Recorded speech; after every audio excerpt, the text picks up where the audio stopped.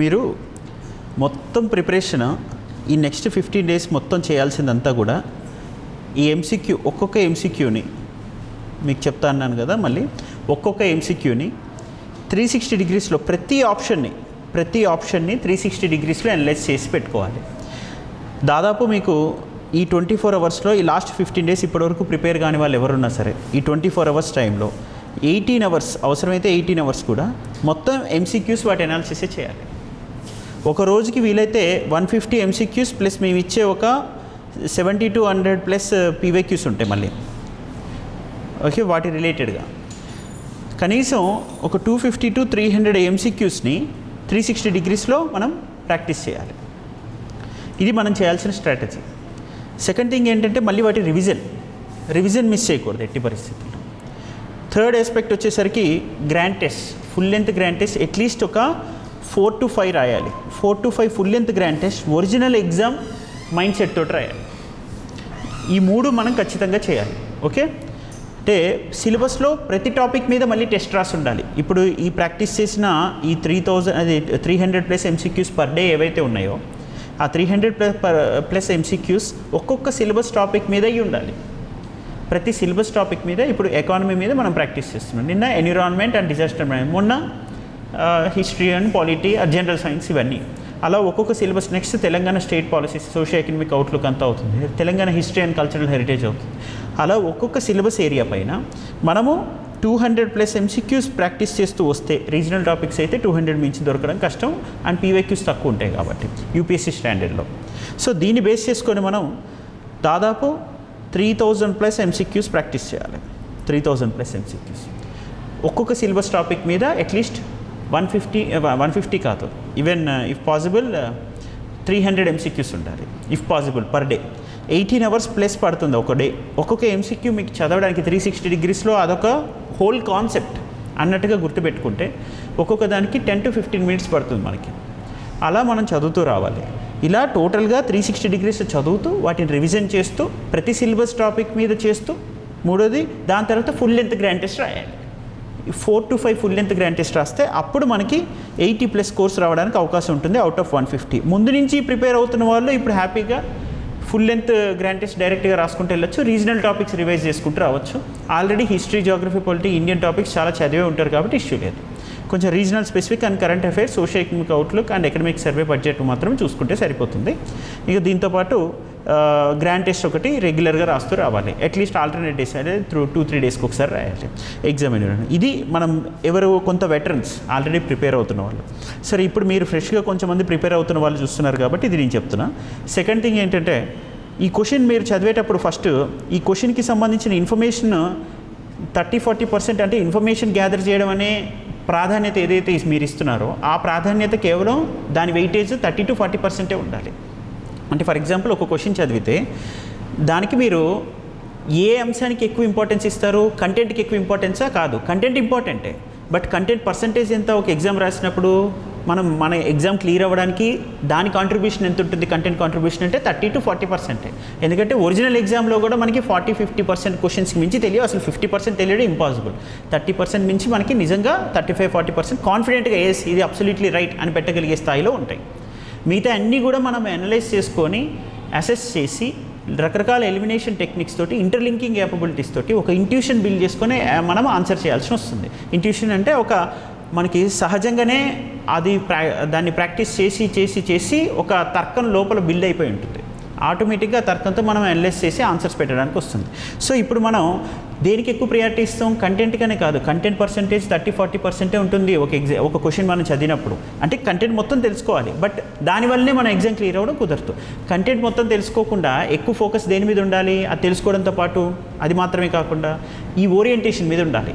ఈ ఆప్షన్ ఎందుకు మనం రైట్ పెట్టాలి, నెక్స్ట్ క్వశ్చన్ ఎలా అడగచ్చు, ఈ కాన్సెప్ట్స్ పైన క్వశ్చన్స్ ఎలా రేజ్ అవ్వడానికి స్కోప్ ఉంది అనే థింకింగ్ ఎబిలిటీ డెవలప్ అవ్వాలి. సో 70% మీ ఓరియంటేషన్ అంతా కూడా దేని మీద పెట్టాలి? థింకింగ్ పైన పెట్టాలి.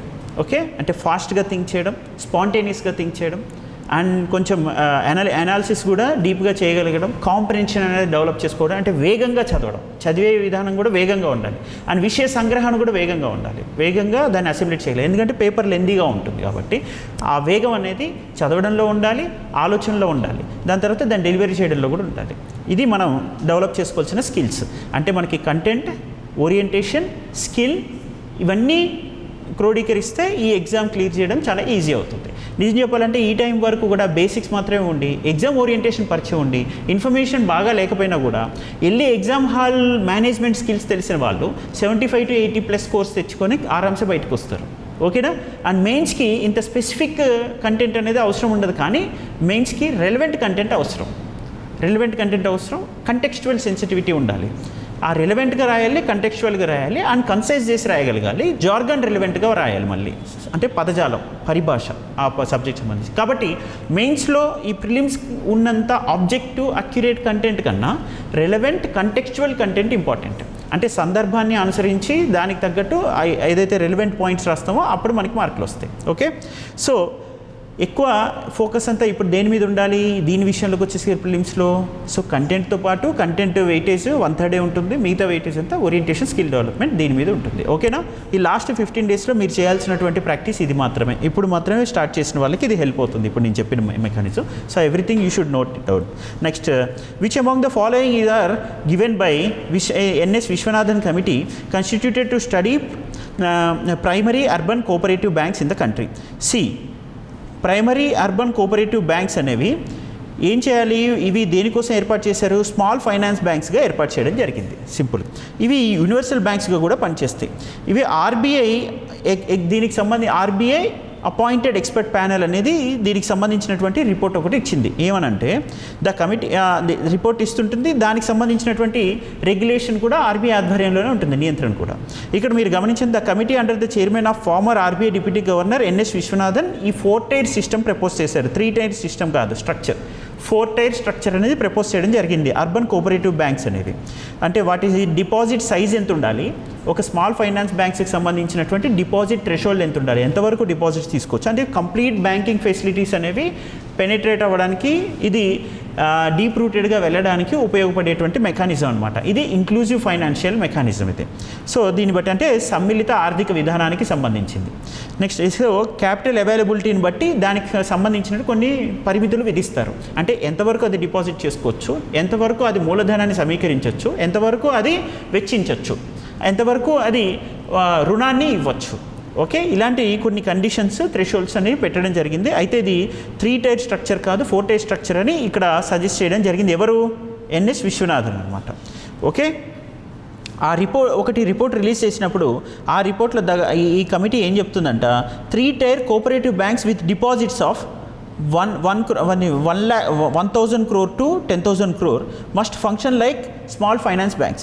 If they meet a capital adequacy ratio of 15%, the loan portfolio of 3-tier urban cooperative banks shall conform to the stipulation made for small finance banks, it added.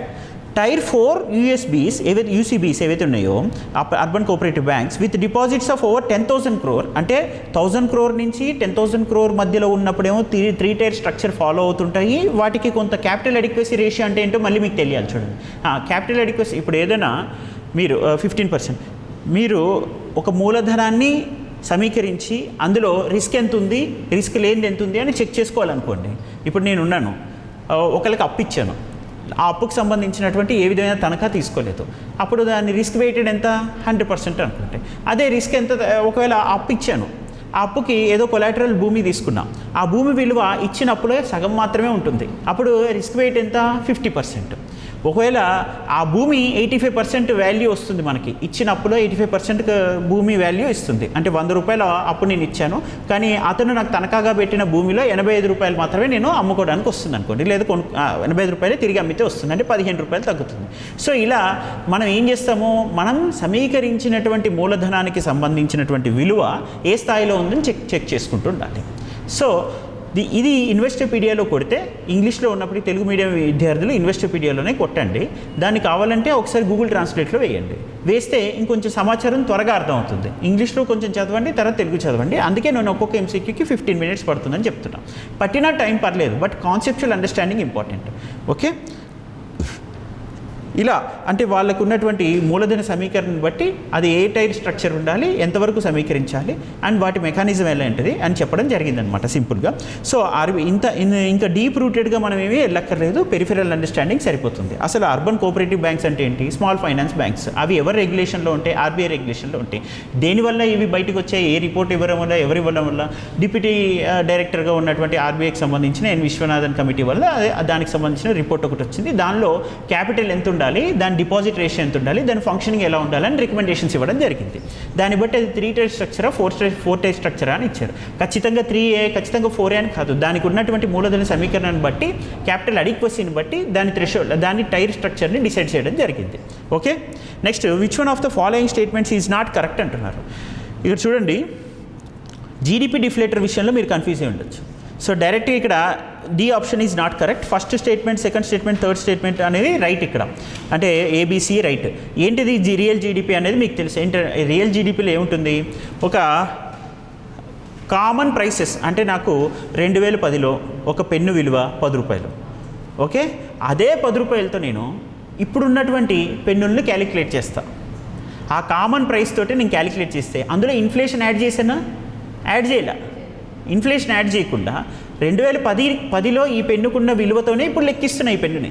అలా common price తోటి కనుక నేను జీడిపిని calculate చేస్తే, అంటే మొత్తం ఉత్పత్తి అయినటువంటి వస్తువులు ఒక ప్రాంతంలో అక్కడ ఉన్నటువంటి ప్రజలు ఉత్పత్తి చేసినవి, వాటికి విలువ కడితే ఆ విలువ కూడా ఒక కామన్ ప్రైస్ అయి ఉంటాయి.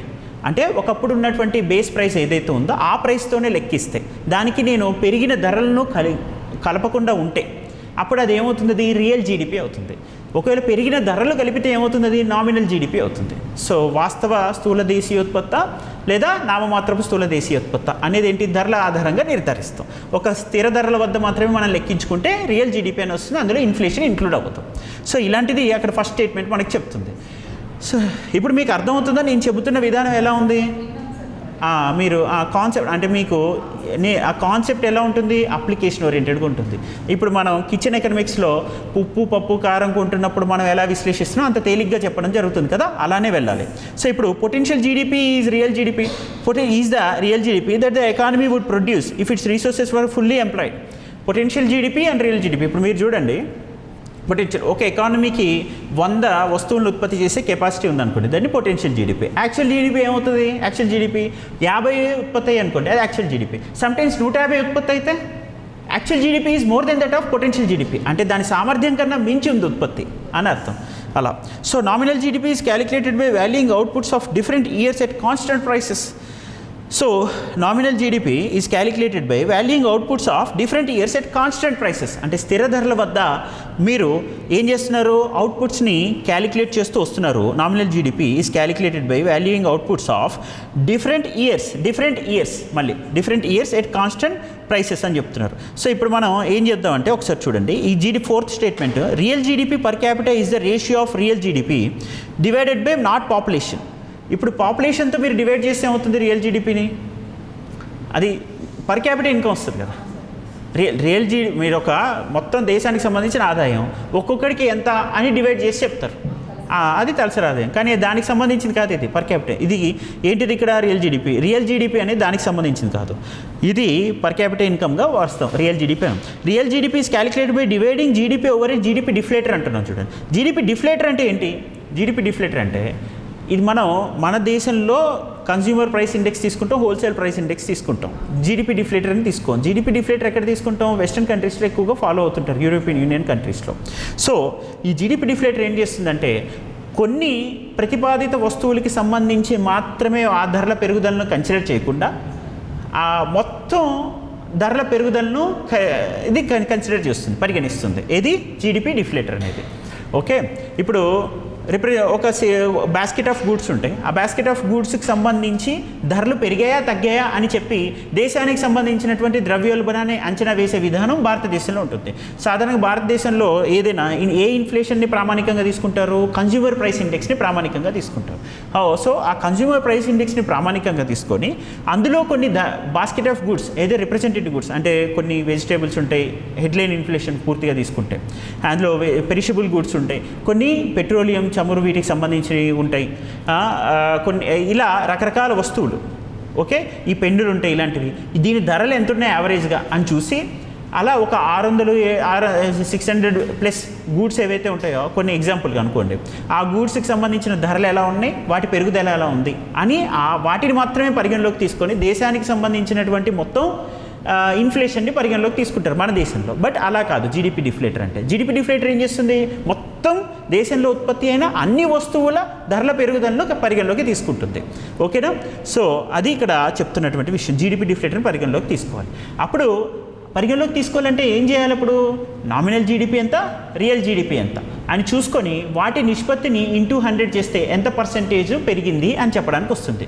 జీడిపి డిఫ్లేటర్ అంటే ఏంటి, నామినల్ జీడిపి, రియల్ జీడిపి. ఈ real GDP out of real GDP how much price is raised అనేది చెక్ చేసుకుంటారు, అంతే కదా. 100కి ఎన్ని మార్కులు వచ్చాయి, అలానే ఈ రియల్ జీడిపిలో నుంచి మనం ఎంత శాతం పెరిగాయి, మొత్తం జీడిపిలో ఎంత శాతం వస్తువుల ధరలు పెరిగింది అని చెక్ చేసుకొని ఇంటూ 100 చేసుకుంటే ఎంత పర్సెంటేజ్ పెరిగిందో తెలిసిపోతుంది కదా. So nominal GDP by real GDP into 100 అని చేస్తే అదేమంటాం, జీడిపి డిఫ్లేటర్. జీడిపి డిఫ్లేటర్ అని అర్థం. జీడిపి డిఫ్లేటర్ ఫార్ములా అలా ఉంటుంది.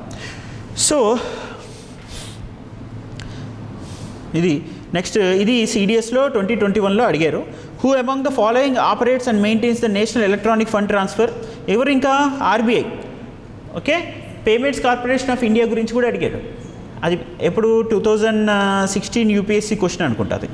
ఓకే, నేషనల్ పేమెంట్స్ కార్పొరేషన్ దానికి సంబంధించి క్యూఆర్ కోడ్ గురించి కూడా అడిగాడు. సరే అదంతా వద్దు. ఈ ఎన్పిసిఐ ఎవరి రెగ్యులేషన్లో ఉంటుందండి, వీటన్నిటికి సంబంధించిన రెగ్యులేషన్ ఎవరి ఆధ్వర్యంలో ఉంది, ఆర్బీఐ ఆధ్వర్యంలోనే ఉంది. ఓకేనా. ఎన్ఈఎఫ్టీ మనం ట్రాన్స్ఫర్ చూస్తాం కదా నెట్ బ్యాంకింగ్లో, ఎన్ఈఎఫ్టీ ట్రాన్స్ఫర్, ఆర్టీజీఎస్ ట్రాన్స్ఫర్, ఇదంతా కూడా ఈ ఆర్బీఐ ఆధ్వర్యంలో, నేషనల్ ఎలక్ట్రానిక్ ఫండ్ ట్రాన్స్ఫర్ అనేది. So okay, what are the advantages of using NEFT system అంటే రౌండ్ ద క్లాక్ అవైలబిలిటీ ఉంటుంది, టైమింగ్స్ రిస్ట్రిక్షన్స్ ఉండవు. ఓకే, రియల్ టైమ్ ట్రాన్స్ఫర్ అవకాశం ఉంటుంది, అంటే అప్పటికప్పుడే వెంటనే వేసేయచ్చు, 24 hours 48 hours తర్వాత వెళ్ళడం అనేది ఉండదు. ఇలాంటి అప్లికేషన్స్ అన్నీ. అండ్ పాన్ ఇండియా కవరేజ్ ఉంటుంది. ఓకే, సో ఇవన్నీ బెనిఫిట్స్ ఉంటాయి అన్నమాట. సో కోర్ బ్రాంచ్ సొల్యూషన్స్ అని అంటారు అవన్నీ.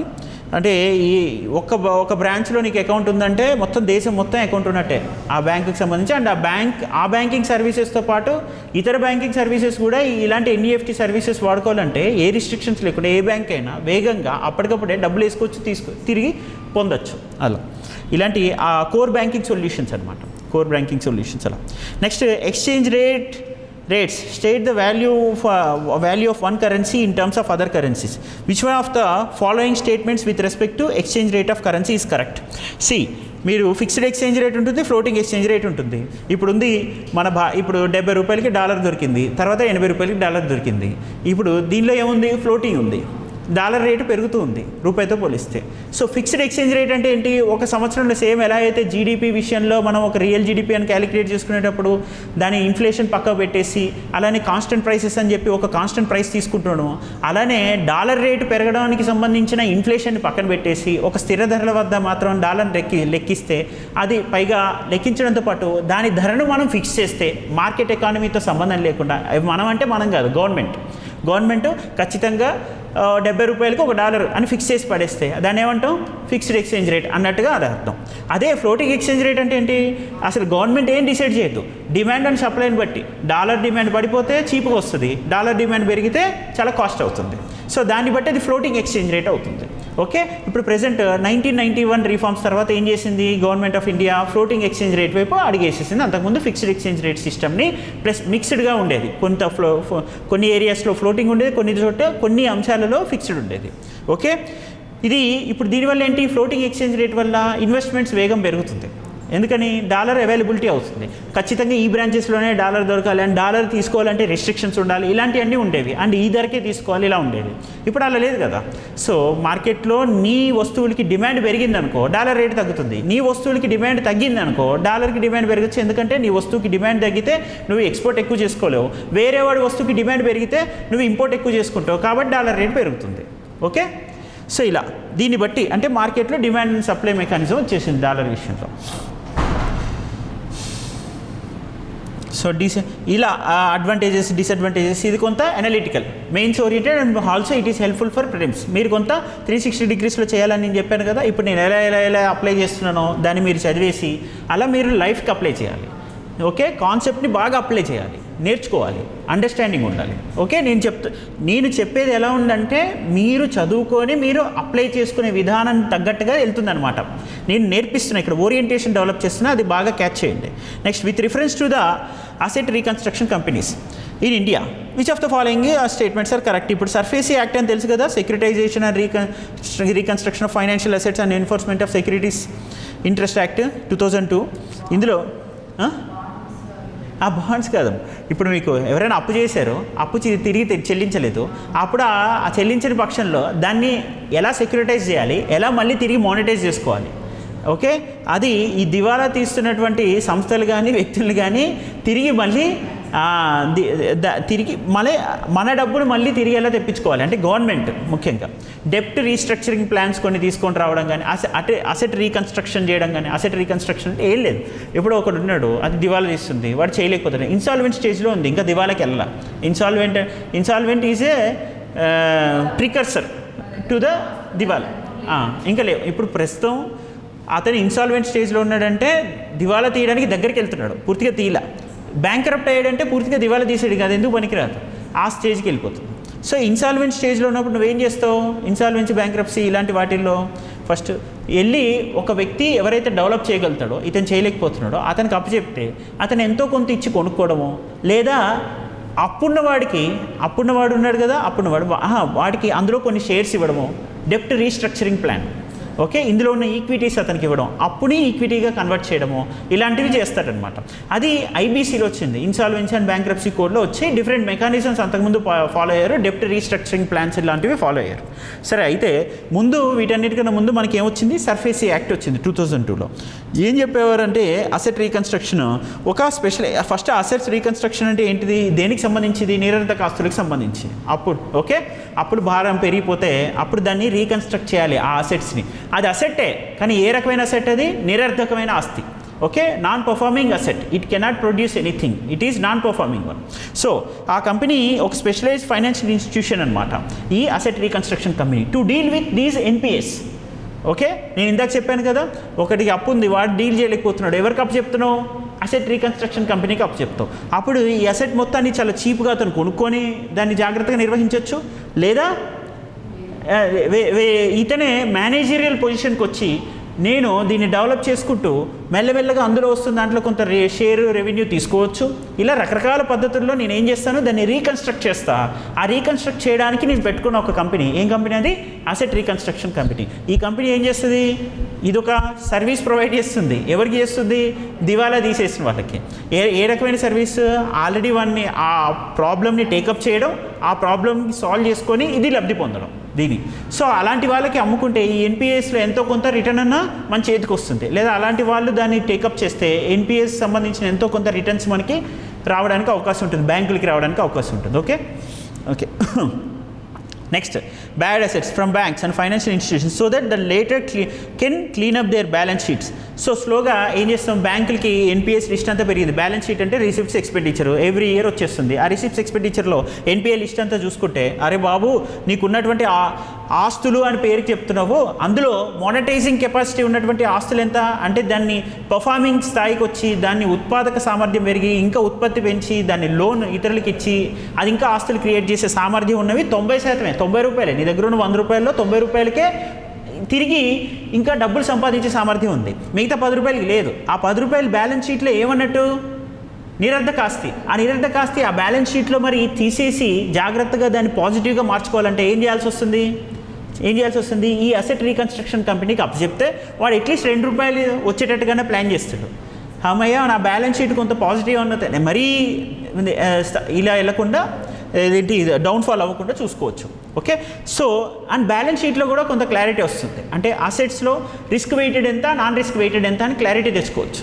ఓకే, ఇది దానికోసం ఈ బ్యాలెన్స్ షీట్ మేనేజ్మెంట్కి ఈ అసెట్ రీకన్స్ట్రక్షన్ కంపెనీస్ హెల్ప్ అవుతాయి. ఇప్పుడు సర్ఫేసీ యాక్ట్ 2002 తీసుకుంటే ఏంటి? Origin of asset reconstruction companies అనేవి ఫస్ట్ ఎక్కడ కనిపిస్తుంది అంటే దాని మూలం ఎక్కడ? ఈ ఏఆర్సీ మూలం ఎక్కడ? సర్ఫేసీ యాక్ట్ 2002లో ఉంది. ఈ సర్ఫేసీ యాక్ట్ దేనికోసం వచ్చింది? సెక్యూరిటైజేషన్ ఆఫ్ దీస్ ఎన్పిఎస్ ఉంది. So monetisation of these NPAs ఉంది. So strategical anyways securitisation and reconstruction of these financial assets financial assets and enforcement of security interest అనమాట.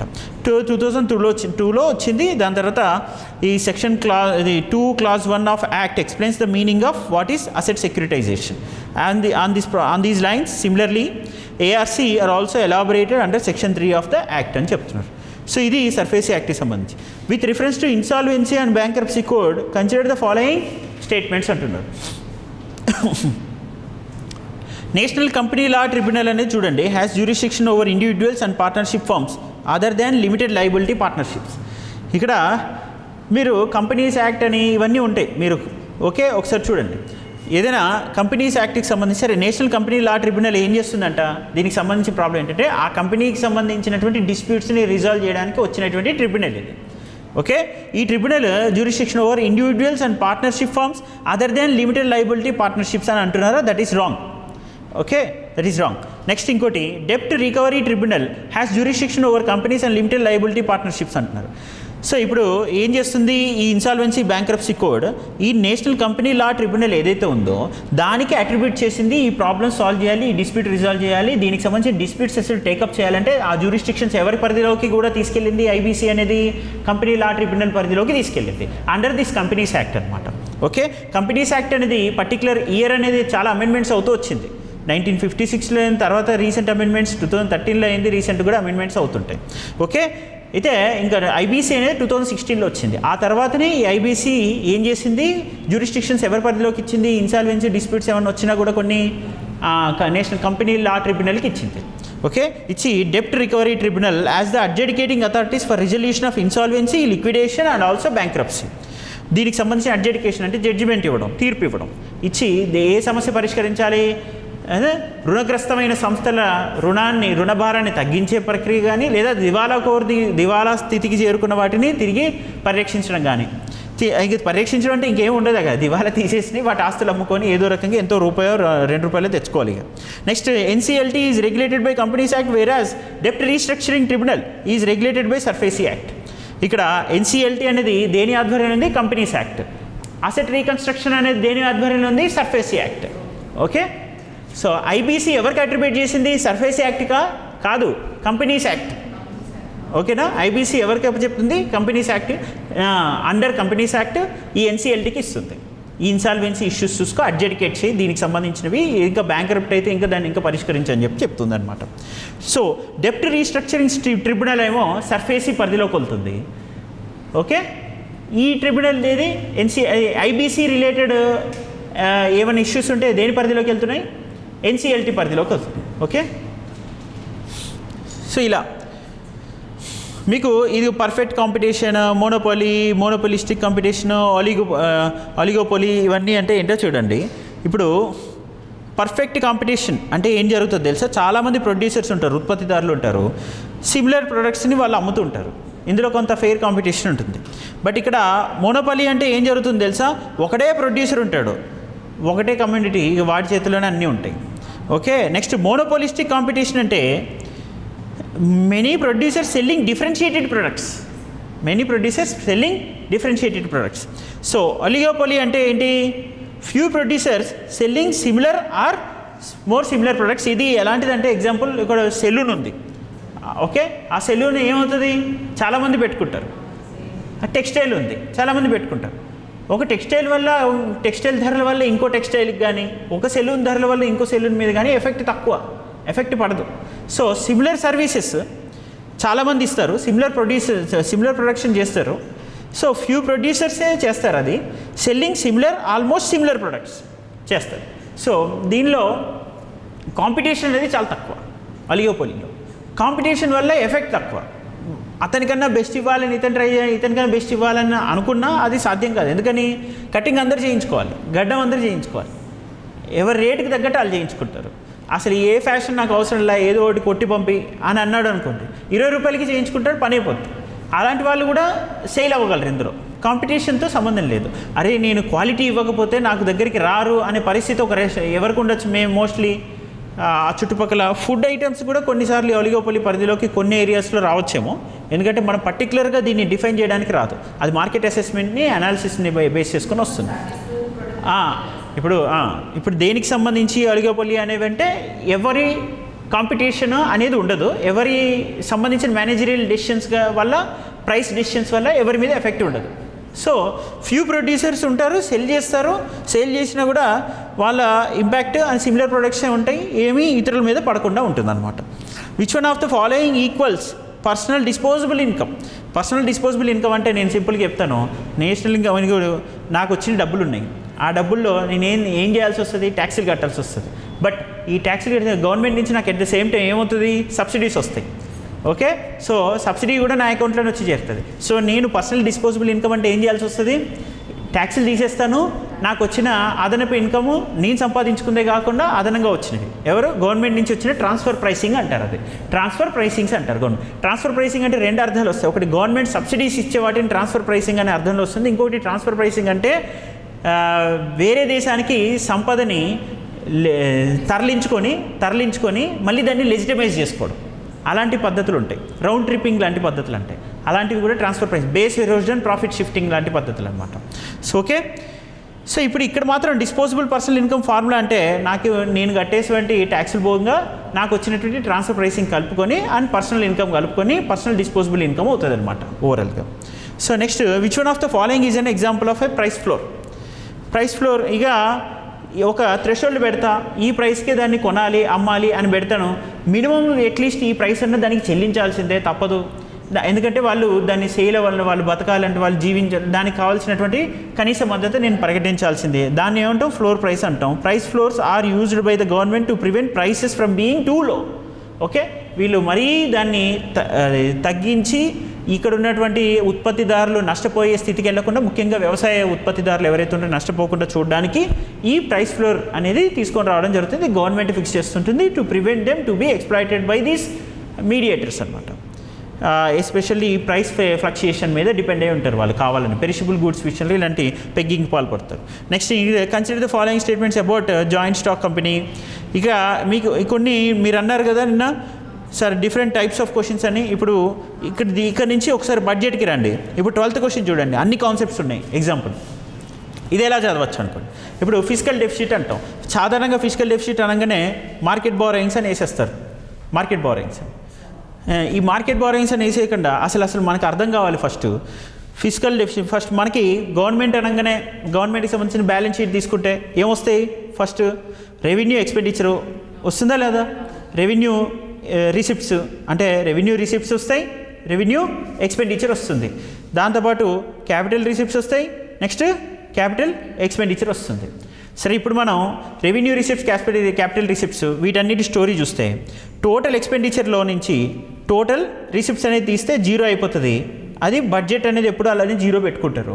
ఎందుకంటే వాళ్ళకి ఎక్సెస్ మనీ ఉన్నా కూడా ఉంచకూడదని ఏదో ఒక రకంగా క్యాపిటల్ ఎక్స్పెండిచర్ చేయాలి, అసెట్ క్రియేషన్ జరగాలి.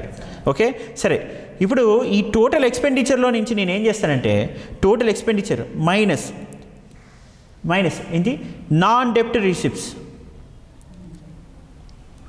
నాన్ డెప్ట్ రిసిప్ట్స్ తీసుకుంటాను. ఏమవుతుంది అప్పుడు నాకు టోటల్ ఎక్స్పెండిచర్లో నుంచి? ఇప్పుడు టోటల్ రెవెన్యూలో డెప్ట్ రిసిప్ట్స్ ఉంటాయి, నాన్ డెప్ట్ ఉంటాయి. ఓకే, అంటే నేను అప్పు చేసి తెచ్చుకుని ఉన్నాయి, నాకు వచ్చిన బ్యాలెన్స్ షీట్లోని రిసిప్ట్స్లో ఓకే జమ అయిన డబ్బుల్లో నేను అప్పు చేసి తెచ్చుకున్నా, అట్ ద సేమ్ టైం ఇంకెట్లా తెచ్చుకున్నా, నేను సంపాదించి తెచ్చుకున్నా. సరే, అప్పు చేసి పక్కన పెట్టు, నీ రియల్ ఇన్కమ్ మాత్రమే తీసుకో, టోటల్ ఎక్స్పెండిచర్లో నుంచి నీ రియల్ ఇన్కమ్ మాత్రమే తీ అని చెప్పేసి నేను తీసా. టోటల్ ఎక్స్పెండిచర్లో నుంచి నాన్ డెప్ట్ రిసిప్ట్స్ అన్నాం. నాన్ డెప్ట్ రిసిప్ట్స్, నాన్ డెప్ట్ రిసిప్ట్స్ అనగానే ఏమొస్తాయి, total receipts minus market borrowings అని అర్థం. నేను ఒక్కసారి మీరు ఈక్వేషన్ ట్రై చేయండి. టోటల్ ఎక్స్పెండిచర్ మైనస్ పెట్టి బ్రాకెట్లో ఏమేస్తున్నారు, మైనస్ పెట్టి బ్రాకెట్లో ఏమేస్తున్నారు, నాన్ డెప్ట్ రిసిప్ట్స్. అదే బ్రాకెట్లో ఇప్పుడు ఏం రాయాలి, total receipts minus market borrowings. Non డెప్ట్ అంటే అర్థం ఏంటి, నీకు వచ్చిన మొత్తం డబ్బులో నువ్వేం తీసేయాలి, మార్కెట్ బారోయింగ్స్ తీసేయాలి, నీకు వచ్చిన మొత్తం అప్పులు తీసేయాలి, నీ వాస్తవ ఆదాయం చూసుకో, వాస్తవ ఆదాయం టోటల్ ఎక్స్పెండిచర్లో నుంచి. ఓకేనా, టోటల్ ఎక్స్పెండిచర్లో నుంచి నువ్వేం తీసేస్తావు, ఇప్పుడు అప్పులు తీసేసి టోటల్ వచ్చిన ఒరిజినల్ ఇన్కమ్ మాత్రమే తీసుకుంటున్నావు. అంటే టోటల్ ఎక్స్పెండిచర్ మైనస్ నాన్ డెప్ట్ రిసిప్ట్స్. అంటే నాన్ డెప్ట్ రిసిప్ట్స్లో ఏమున్నాయి, total revenue which I have attend minus debts, that is market borrowing. ఓకేనా? ఇప్పుడు ఒకసారి చూడండి, టోటల్ ఎక్స్పెండిచర్ మైనస్ పెట్టి బ్రాకెట్లో నాన్ డెప్ట్ రిసిప్ట్స్ అన్న, ఆ నాన్ డెప్ట్ రిసిప్ట్స్లో ఏం చేశాను, total revenue minus market borrowings, అంటే టోటల్ ఎక్స్పెండిచర్ మైనస్ టోటల్ బ్రాకెట్లో total receipts minus market borrowings కదా. ఇప్పుడు ఈ total expenditure minus total revenue minus into minus ఇక్కడ ఏమైంది, ప్లస్ మార్కెట్ బారోయింగ్స్ అయింది. అప్పుడు టోటల్ ఎక్స్పెండిచర్ టోటల్ రెవెన్యూ కొట్టుకుపోతే ఇది ఏమైంది, ఇప్పుడు ఫిజికల్ డెఫిసిట్ అయింది. అందుకే ఇప్పుడు ఏమంటున్నాం మనం, ఫిజికల్ డెఫిసిట్ అనే ఫార్ములాలో టోటల్ ఎక్స్పెండిచర్ మైనస్ నాన్ డెప్ట్ రిసిప్ట్స్ అంటే FD is equal to MB అని ఎందుకు అంటున్నాం, FD is equal to MB అని ఎందుకు అంటున్నాం అంటే, ఇదిగో నీకు వచ్చినటువంటి డెప్ట్ రిసిప్ట్స్ని ఏవైతే తీసేసి ఆ టోటల్ రెవెన్యూలో నుంచి క్యాలిక్యులేట్ చేసుకుంటున్నావో ఆటోమేటిక్గా టోటల్ ఎక్స్పెండిచర్ టోటల్ రెవెన్యూ పోగా మిగిలేది మార్కెట్ బారోయింగ్ మాత్రమే. అందుకే ఫిజికల్ డెఫిసిట్ అనగానే మనం ఏమనేస్తాం, మార్కెట్ నుంచి తెచ్చుకున్నటువంటి అప్పులేంటి అనేది మాత్రమే మనం తీస్తాం. అది కోసే లోటు ఎంత అని చెప్తాం. ఓకే, నీకు వచ్చిన 100 రూపాయలు ఎక్కడి నుంచి వచ్చాయి, 90 రూపాయలు సొంత ఆదాయం, 10 రూపాయలు అప్పు తెచ్చుకున్నాం. ఓకే, ఈ 10 రూపాయలు అప్పు తెచ్చుకుందే ఏమవుతుంది, కోసే లోటు అవుతుంది. ఓకే, అయితే ఇక్కడ ఒకటి గమనించాలి, ప్రైమరీ డెఫిసిట్ ప్రాథమిక లోటు అనేది ఎట్లా వస్తుంది, మళ్ళీ ఇక్కడ ప్రాథమిక లోటు ఎట్లా వస్తుంది అంటే, నువ్వు అప్పు తెచ్చుకున్నావు, నువ్వు అప్పుని నీ వాస్తవాదాయంలో నుంచి తీసేసావు, వాస్తవాదాయంలో నుంచి తీసేసి నీ వాస్తవాదాయం పరిగణలోకి తీసుకొని అప్పు ఎంత ఉందో అంటున్నావు కదా. అసలు ప్రైమరీ డెఫిసిట్ అంటే ఈ అప్పులకి నువ్వు వడ్డీ కడుతున్నావుగా, అంటే ఆ వడ్డీ నువ్వు చేసిన ఎక్స్పెండిచర్ మర్చిపోతున్నావు. నీ ఎక్స్పెండిచర్లో అప్పుల కోసం చెల్లించింది మర్చిపోతే ఎలా, రిసిప్ట్స్లో మాత్రమే అప్పులు తీసేస్తావు, రిసిప్ట్స్లోనే అప్పులు తీసేస్తావు. మరి ఎక్స్పెండిచర్లో అప్పులు తీయకపోతే ఎట్లా అంటే, నువ్వు తెచ్చుకున్న వాటిల్లో నుంచి అప్పులు ఇంక్లూడ్ చేయాలా, మరి ఖర్చు పెట్టే వాటిల్లో నుంచి కూడా నువ్వు అప్పుల కోసం ఇచ్చినవి తీయాలి కదా, అప్పుడు ఇంకా ప్రైమరీ డెఫిసిట్ వస్తుంది. అర్థమైందా? అప్పుడు దాని అర్థం ఏంటి, ప్రైమరీ డెఫిసిట్ అంటే market borrowings minus interest payments. Primary deficit అంటే ఏం చేయాలి, market borrowings minus interest payment. MB అంటే ఏంటి, nothing but physical deficit. Physical డెఫిసిట్లో ఏం తీసేసేయాలి నువ్వు, ఇంట్రెస్ట్ పేమెంట్స్ తీసేయాలి. ఇంట్రెస్ట్ పేమెంట్స్ ఫిజికల్ డెఫిసిట్లో ఇంట్రెస్ట్ పేమెంట్స్ తీసేస్తే నీకేమొస్తుంది, ప్రైమరీ డెఫిసిట్ వస్తుంది. ఓకేనా? ఇవి ఈ కాన్సెప్ట్స్ అంటే మనం అప్లికేషన్ ఓరియంటెడ్గా ఎలా అర్థమవుతుందో తెలిసిందా, ఇవన్నీ బట్టి కొట్టేవి కాదు, ఇది రకరకాలుగా ఆలోచించండి. ఇప్పుడు మీరు FD is equal to MB కదా. ఓకే, ఇప్పుడు నేను ఒక మాట అంటున్నా, ఎంబీ అనేది ఏంటిది, మార్కెట్ నుంచి తెచ్చుకున్న అప్పులు. ఈ అప్పులు నీ ఆదాయంలో నుంచి తీసేస్తావు, అలానే నువ్వు చేసే ఖర్చులో కూడా కొన్ని అప్పులు కడుతున్నావు కదా, అప్పులు తీరుస్తున్నప్పుడు అప్పుడు నెట్ తెలియాలి కదా. అంటే నువ్వు అప్పులు ఆదాయంలో తీసేసినప్పుడు ఖర్చులో కూడా నీ అప్పు కట్టింది తీసేస్తే అప్పుడు ప్రైమరీ డెఫిసిట్ వస్తుంది కదా. ఇలా అప్లికేషన్ చేస్తున్నావు. దీన్ని మన ఈక్వేషన్లోకి మార్చుకున్నా కూడా అప్పుడు primary deficit is equal to physical deficit minus interest payment అనొచ్చు, market borrowings minus interest payment అనొచ్చు. ఇంకొకటి చూడండి, physical deficit minus interest payment అంటే ఫిజికల్ డెఫిసిట్ మైనస్ ఇంట్రెస్ట్ పేమెంట్స్ని ఇటు తీసుకురండి, ప్లస్ ఇంట్రెస్ట్ పేమెంట్ అవుతుంది కదా. అప్పుడేంటి ఇక్కడ ఫ్రెష్ ఇంట్రెస్ట్ పేమెంట్ అంటే primary deficit plus interest payments, ఈ రెండు కలిపితే ఏంటిది ఇప్పుడు ఫిజికల్ డెఫిసిట్. ఫిజికల్ డెఫిసిట్ అనొచ్చు లేదా మార్కెట్ బారోయింగ్స్ అనొచ్చు. అంటే నీ ప్రైమరీ డెఫిసిట్ ఇంట్రెస్ట్ పేమెంట్స్ ఈ రెండు కలిపితే మార్కెట్ బారోయింగ్, ఈ రెండే ఫిజికల్ డెఫిసిట్. ఫిజికల్ డెఫిసిట్ అంటే టోటల్ ఎక్స్పెండిచర్లో నాన్ డెప్ట్ రిసిప్ట్స్ తీసేస్తావు అంటావు, అంటే అప్పుడు నీకేమొస్తుంది మార్కెట్ బారోయింగ్ అంటావు. ఈ మార్కెట్ బారోయింగ్లో ఇంట్రెస్ట్ పేమెంట్స్ తీసేస్తే ప్రైమరీ డెఫిసిట్ అంటావు. ఈ ప్రైమరీ డెఫిసిట్కి ఇంట్రెస్ట్ పేమెంట్స్ కలిపినా అది ఫిజికల్ డెఫిసిట్ అవుతుంది, అది మార్కెట్ బారోయింగ్ అవుతుంది, అంతే కదా. ప్రైమరీ డెఫిసిట్ అంటే నువ్వు అప్పులు ఇవన్నీ తీసే అది అందులో నుంచే ఫైనల్గా ఆ మార్కెట్ నుంచి తెచ్చిన అప్పులు నుంచే కొంత నువ్వు ఇంట్రెస్ట్ కూడా చెల్లిస్తున్నావు ఇక్కడ నీ ఎక్స్పెండిచర్లో అనే పరిస్థితి వస్తే ప్రైమరీ డెఫిసిట్ అయింది కాబట్టి నువ్వు ఇది చెప్పగలుగుతున్నావు. సో ఇలా రకరకాల కాంబినేషన్స్లో చెప్పగలుగుతున్నావా అప్లికేషన్ ఓరియంటెడ్లో. This is what you have to learn. ఇంకా revenue deficit, effective revenue deficit అని చాలా సింపుల్. అది నీకు ఇప్పుడు రికరింగ్ ఇయర్స్ ఉంటాయి, లాంగ్ టర్మ్ ఇంట్రెస్ట్తో చేసే ఇన్వెస్ట్మెంట్స్ ఉంటాయి. ఓకే, ఒక 10 ఏళ్ళకి అప్పు తీసుకున్నా అది ఎందులో వస్తుంది, క్యాపిటల్ రిసిప్ట్కి వస్తుంది. ఎవ్రీ ఇయర్ నేను పన్నులు వసూలు చేస్తున్నా, రెవెన్యూ రిసిప్ట్ వస్తుంది. ఎవ్రీ ఇయర్ తీసుకోవాలి కదా మరి, ఈ రెవెన్యూ రిసిప్ట్ వచ్చింది. నేను క్యాపిటల్ గురించి పట్టించుకోను, కొద్దిసేపు నేను చేసే ఇన్వెస్ట్మెంట్స్ పట్టించుకోను. ఓకే, నేను పెద్దగా కన్స్ట్రక్ట్ చేసే రోడ్లు పట్టించుకోను, నాకు వచ్చే ఎఫ్డిఎస్ పట్టించుకోను, ఇవేం పట్టించుకోను. కొద్దిసేపు లాంగ్ టర్మ్గా నేను తీసుకునే లోన్లు పట్టించుకోను, నేను వేరే వాళ్ళకి ఇచ్చే లోన్లు పట్టించుకోను. ఈ క్యాపిటల్ అనే పదం పక్కన పెడతాం. పెట్టి రికరింగ్ ఏరియాస్ మాత్రమే చూద్దాం. ఎవ్రీ ఇయర్ మనం మ్యాండేటరీగా జీతాలు ఇచ్చుకోవాలి, పెన్షన్లు ఇచ్చుకోవాలి, ఇవన్నీ చేయాల్సిందే కదా. ఈ రెవెన్యూ ఎక్స్పెండిచర్ చూసుకోవాలి, కొన్ని సంక్షేమ పథకాలు చేయాలి, ఇవన్నీ. సో ఇప్పుడు మనం రెవెన్యూ రిసిప్ట్స్, రెవెన్యూ ఎక్స్పెండిచర్ ఉంది. ఈ రెండింటి మధ్య వ్యత్యాసం ఏమొస్తుంది? రెవెన్యూ డెఫిసిట్ వస్తుంది. రెవెన్యూ ఎక్స్పెండిచర్ ఎక్కువ ఉంటుంది, రెవెన్యూ డెఫిసిట్ రెవెన్యూ రిసిప్ట్స్ కొంచెం ఆదాయం కన్నా ఖర్చు జనరల్గా ఎక్కువే ఉంటుంది. కాబట్టి రెవెన్యూ డెఫిసిట్ అనేది ఎంత ఉందో చూస్తాం. మోస్ట్లీ సర్ప్లస్ ఉండకపోవచ్చు, ఉండదు కూడా న్యాచురల్గా, ఎందుకంటే ఇంట్రెస్ట్ పేమెంట్స్ కాంట్రిబ్యూషన్ కూడా ఎక్కువ ఉంటుంది కాబట్టి. సో ఇప్పుడు మనం చూస్తే రెవెన్యూ డెఫిసిట్ వచ్చింది. మరి what about effective revenue deficit? నువ్వు రెవెన్యూ ఎక్స్పెండిచర్ చేసావు కదా, కొన్ని సంక్షేమ పథకాలు పెడుతున్నావు కదా, కొన్ని గ్రాంట్స్ ఇస్తున్నావు కదా, సబ్సిడీస్ ఇస్తున్నావు, ఓకే, పెన్షన్లు ఇస్తున్నావు, కానీ గ్రాంట్స్ ఎవరికి ఇస్తున్నావు? స్టేట్స్కి ఇస్తున్నావు కదా. స్టేట్స్కి ఏ పర్పస్ మీద ఇస్తున్నావు? కొన్నిసార్లు గ్రాంట్స్ స్టేట్స్ ఏవైనా అసెట్స్ బిల్డ్ చేసుకోవడానికి కూడా ఇస్తుంటావు.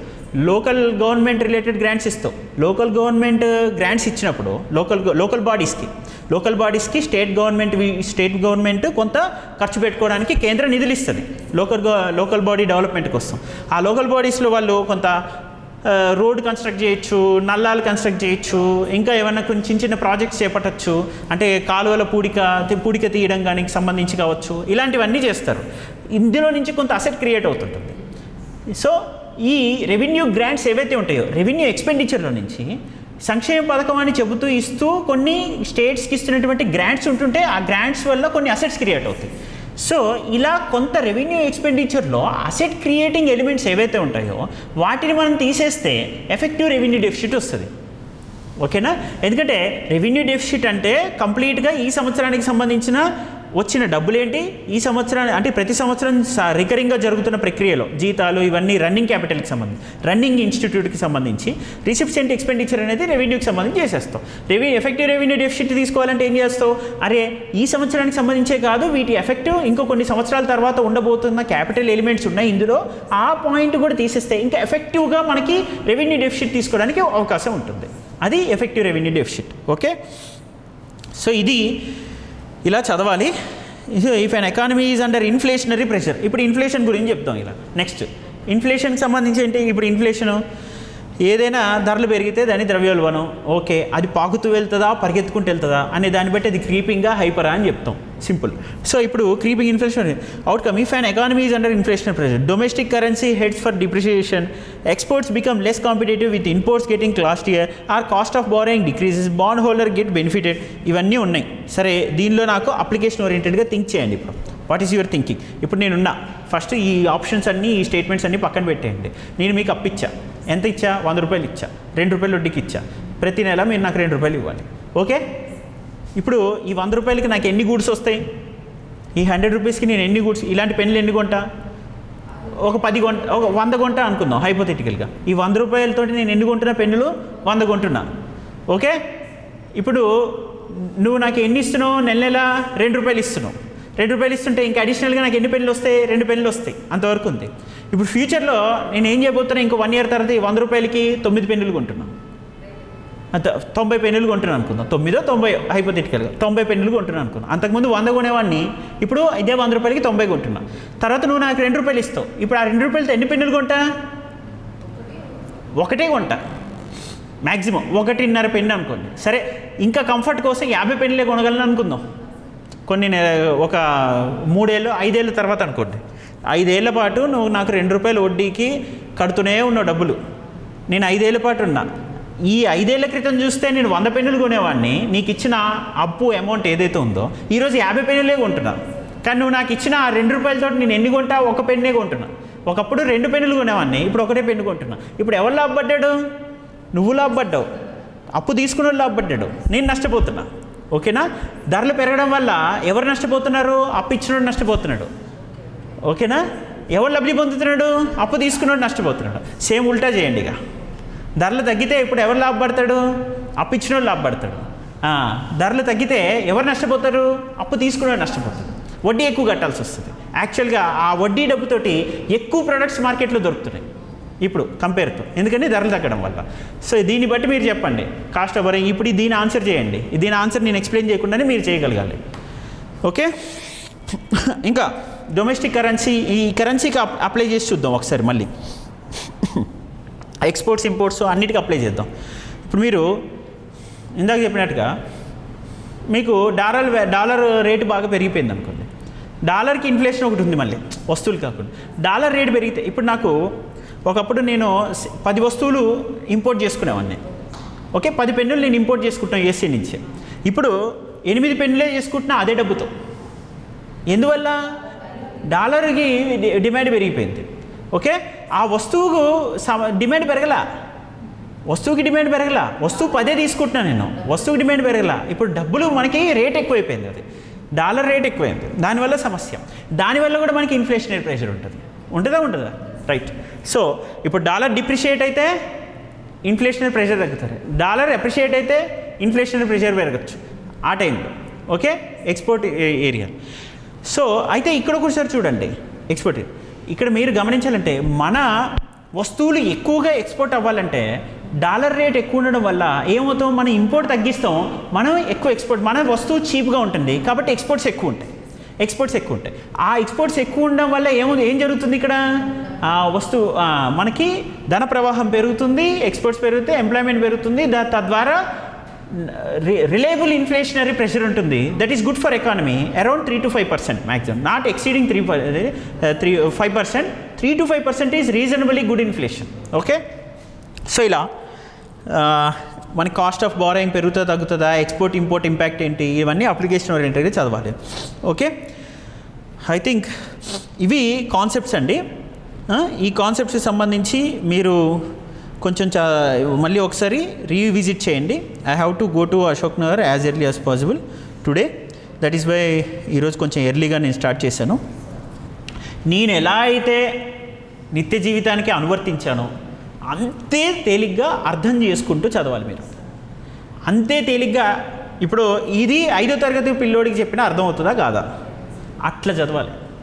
ఎట్లా చదవాలి మనం? 7వ తరగతి పిల్లోడు వస్తే అసలు వాడి జీవితానికి ఇన్ఫ్లేషన్ అంటే ఏంటో తెలీదు, ఎకానమీ అంటే జీడిపి అంటే ఏంటో పాపం వాడికి సబ్జెక్ట్ 10th క్లాస్లో పెట్టేస్తారు. అర్థం అవుతుందా పిల్లోడికి? అర్థం కాదు. అర్థమయ్యేలాగా చేయాల్సిన బాధ్యత ఎవరిది? మనది అనుకున్నట్టు మీ చుట్టుపక్కల వాళ్ళందరికీ ఇది చెప్పినా ఆ పిల్లోడికి అర్థమైపోవాలన్నమాట. వాడి ఎకానమీని బాగా అర్థం చేసుకునేటట్టుగా ఎలా చేయాలి ఎకానమీ? డైలీ లైఫ్కి అప్లై చేయడం, న్యూస్ పేపర్ని చదవడం. న్యూస్ పేపర్లో ఇప్పుడు ఒకసారి పెట్రోల్ ప్రైసెస్ అక్కడ పెరుగుతున్నాయి అంటే అక్కడ మనకి బ్యారెల్ వాల్యూ పెరిగిపోయింది, ఒక బ్యారెల్ కాస్ట్ పెరిగింది, అప్పుడు మనం ఏమేమి ఇంపాక్ట్ పడుతుంది మొత్తం ఈజీగా ఫింగర్ టిప్స్లో చెప్పచ్చు అప్లికేషన్ ఓరియంటెడ్. ఓకేనా?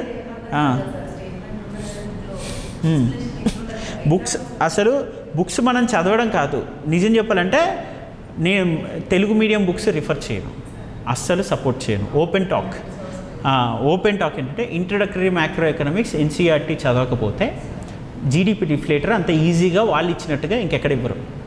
అంతేకాదు ఇంకా మనము కొన్ని రిఫరెన్సెస్, ఇప్పుడు ఇన్వెస్టోపీడియా చదవాలనుకోండి, కొన్ని సందర్భాల్లో మనకి ఎకనమిక్ టైమ్స్లో దాని మీద డీప్ డిబేట్ జరుగుతుంటుంది అనుకోండి. కాస్త కూస్తో తెలుగు పేపర్స్లో ఈనాడు కొంచెం డిబేట్ చేయొచ్చు ఎడిటోరియల్ వరకు, బట్ మోస్ట్లీ ఇప్పుడు ఈనాడులో అది అడ్వర్టైజ్మెంట్ పేపర్ అయిపోయింది. 70% అడ్వర్టైజ్మెంట్స్ కనిపిస్తున్నాయి. సో కాస్త క్వాలిటీ కంటెంట్ మీరు చదవాలంటే ఎంతో కొంత మీరు ఎకనమిక్ టైమ్స్ కానీ హిందూ ఎడిటోరియల్ కానీ, హిందూ ఎడిటోరియల్లో కొంచెం బయాస్గా ఉంటారు, కొన్ని ఎజెండాస్ ఉంటాయి. సో అయినా కూడా మనం గమనించాలి, మనకు అవసరమైందే తీసుకోవాలి. సబ్జెక్ట్ స్పెసిఫిక్గా నేను చెప్తున్నా, మీరు ఎక్కువ ఫోకస్ అంతా కూడా ఎన్సీఆర్టీ రిఫరెన్స్ బుక్స్ మీద, స్టాండర్డ్ బుక్స్ మీద పెట్టండి. రమేష్ సింగ్ బుక్ ఇంగ్లీష్ మీడియంది ఉంటుంది, లేదా వివేక్ సింగ్ ఉంటుంది. తెలుగు మీడియం బుక్స్ విషయంలో అంత అక్యురేట్గా, అనలిటికల్గా, అప్లికేషన్ ఓరియంటెడ్గా, పైగా బుక్స్ ఇంగ్లీష్ చదవంగానే వచ్చేస్తుందని కాదు, బట్ అవి చదివినప్పుడు కొంత కాన్సెప్ట్ బిల్డ్ అయ్యి ఆ కాన్సెప్ట్ ఎలా అప్లై చేయాలని ఒక ఎగ్జాంపుల్ చదివినప్పుడు, దానికి సంబంధించిన పిక్టోగ్రాఫిక్ రిప్రజెంటేషన్ అక్కడ ఉన్నప్పుడు అర్థమైనప్పుడు, నెక్స్ట్ డైలీ న్యూస్ పేపర్లో మళ్ళీ చదువుతున్నప్పుడు దాని అప్లికేషన్ మీకు పెరుగుతున్నప్పుడు అప్పుడు ఆటోమేటిక్గా ఏమవుతుంది? ఫోకస్ పెరుగుతుంది. ఓకే, మనం అలా దానికి బడ్జెట్ అనాలిసిస్ వచ్చినప్పుడు physical deficit, revenue deficit, effective revenue deficit అనగానే మనకు అర్థమవుతుంది, అరే బడ్జెట్లో ఎందుకు తీసుకోవాలి, ఇప్పుడు మనం అసలు మన ఆస్తులు ఎంత, మనకు వచ్చేది ఎంత, పోయేది ఎంత, అందులో ఎఫెక్టివ్గా ఎలా డిరైవ్ చేసుకోవాలి మనం అనేది. అవును,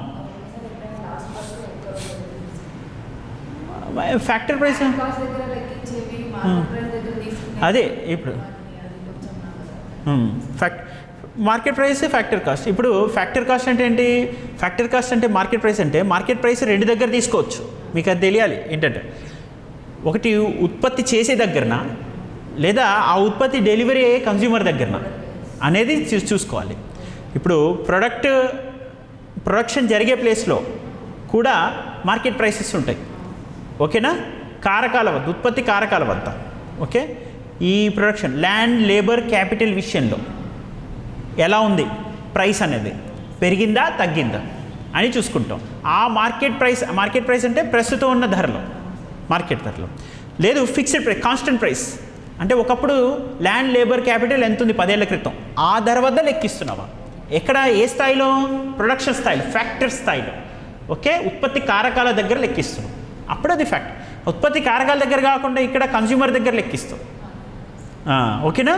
అలా నువ్వు ఇప్పుడు gross value added of gross value addition, అది ప్రొడక్షన్ దగ్గర చేస్తావా, కన్జ్యూమర్ దగ్గర చేస్తావా, లేదా పర్సనల్ ఇన్కమ్ దగ్గర చేస్తావా అనేది డిఫరెంట్ డాట్స్లో చేసుకుంటాం. అన్ని డాట్స్ కలిపినా, అన్నీ లెక్కించినా అక్కడికే వస్తుంది.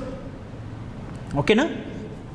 సో అక్కడ ఉన్న స్టేట్మెంట్స్ ఇవన్నీ చదవకండి అసలు. ఫస్ట్ మనము అప్లై ఎలా చేసుకోవాలి మన లైఫ్కి, అదే ఆ స్టేట్మెంట్ అప్లికేషన్ మీద ఎక్కువ ఫోకస్ చేయండి. నేను అనేది ఏంటంటే యూజ్ గూగుల్ వైస్లీ, కరెక్ట్గా వాడండి. మంచి సోర్సెస్ ఉంటాయి. ఆ సోర్సెస్ ఇప్పుడు నేను ఎక్కువసార్లు ఇన్వెస్టోపీడియాలో చూస్తుంటాను. చాలా బ్యాంకింగ్ టర్మ్స్ అన్నీ కూడా యూపీఎస్సీలో అడిగిన. అండ్ ఒరిజినల్ ఆర్బీఐ సైట్లోకి వెళ్ళి చూడండి. ఒరిజినల్ ఆర్బీఐ సైట్లో ఫ్రీక్వెంట్లీ ఆస్క్డ్ క్వశ్చన్స్ చూడండి, అందులో బాగుంటాయి ఇన్ఫర్మేషన్. ఓకే, మొత్తం సిఆర్ఆర్, ఎస్ఎల్ఆర్ పైన ఓకే అన్నీ అప్లికేషన్ ఓరియంటెడ్గా ఇస్తాడు అనమాట. ఓకేనా? బ్యాంక్ రేటు వాటి పైన. సో ఇలా ఒరిజినల్, మరి ఇవన్నీ ఒరిజినల్ సోర్సెస్ తెలుగులో కావాలంటే మనకు వచ్చిన మైనస్ పాయింట్ అనుకోకండి, అది మన అవకాశం అనుకోండి. కొంచెం సేపు ఇప్పుడు ఫ్రీక్వెంట్లీ ఆస్క్డ్ క్వశ్చన్స్ ఆర్బీఐలోకి వెళ్ళి చదవడం అనేది తెలుగులో సాధ్యం కాదు అని మనకు తెలిసిన తర్వాత మనం ఎందుకు వదిలిపెట్టాలి?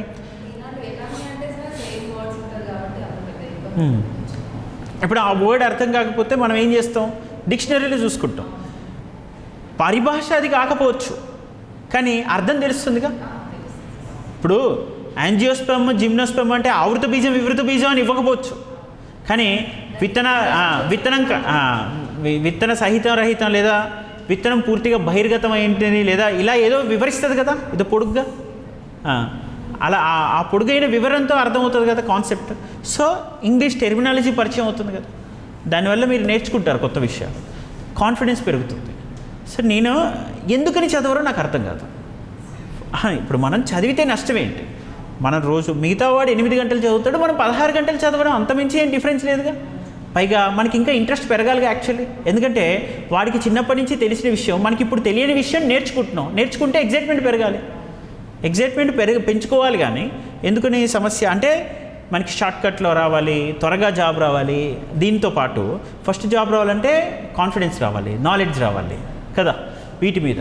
సో ఎవరు ఎన్నిసార్లు ఎంత చెప్పినా ఫైనల్గా ఎగ్జామ్ హాల్లో నీ అప్లికేషన్ ఓరియంటెడ్ బ్రెయిన్ చాలా ఇంపార్టెంట్. అది డెవలప్ కావాలంటే నీకంటూ ఒక ఇంటర్నల్ కాంప్రిహెన్షన్ ఎబిలిటీ డెవలప్ అవ్వాలి, థింకింగ్ ఎబిలిటీ డెవలప్ అవ్వాలి. అప్పుడే నీకు సాధ్యం అవుతుంది కదా, ఇది ఇంపార్టెంట్.